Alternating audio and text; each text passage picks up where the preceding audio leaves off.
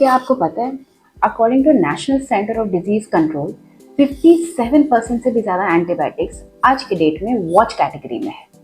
तो ये watch category होता क्या है? WHO ने एंटीबायोटिक को 3 कैटेगरीज में डिवाइड किया है, access, reserve and watch. Access में कॉमनली यूज्ड एंटीबायोटिक्स आते हैं जिनके रेजिस्टेंस के चांसेस थोड़े कम होते हैं, फॉर एग्जांपल अमॉक्सिसिलिन।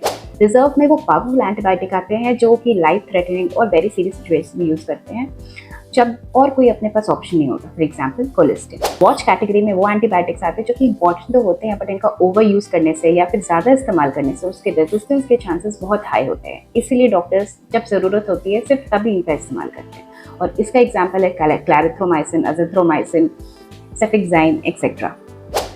अभी मैं बार बार एक टर्म का इस्तेमाल कर रही हूँ, एंटीबायोटिक रेजिस्टेंस। वो होता क्या है? एंटीबायोटिक रेजिस्टेंस का मतलब होता है कि बैक्टीरिया इतना पावरफुल हो जाता है कि उस पर दवाई का असर ही नहीं होता है। जब बैक्टीरिया रेजिस्टेंट हो जाता है तो इससे बीमारी ठीक नहीं होती है, इन्फेक्शन लंबा चलता है, ट्रीटमेंट महंगा और मुश्किल हो जाता है और कभी कभी एडमिट होने की भी ज़रूरत पड़ सकती है। According to pharmaceutical safety category, antibiotic is a schedule H drug. Schedule H का मतलब होता है कि ये ओवर द काउंटर ड्रग नहीं है, ये प्रेस्क्रिप्शन ओनली मेडिकेशन है। इसका मतलब कि डॉक्टर के प्रेस्क्रिप्शन पर ही आप एंटीबायोटिक ले सकते हैं, लेकिन इंडिया में ये चीज़ फॉलो नहीं होती है।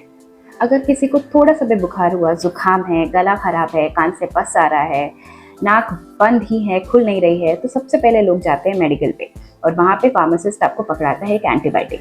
और उसकी वजह से क्या होता है, 1-2 एंटीबायोटिक लेकर के ऐसा लगता है हाँ हमारी तबीयत ठीक हो गई।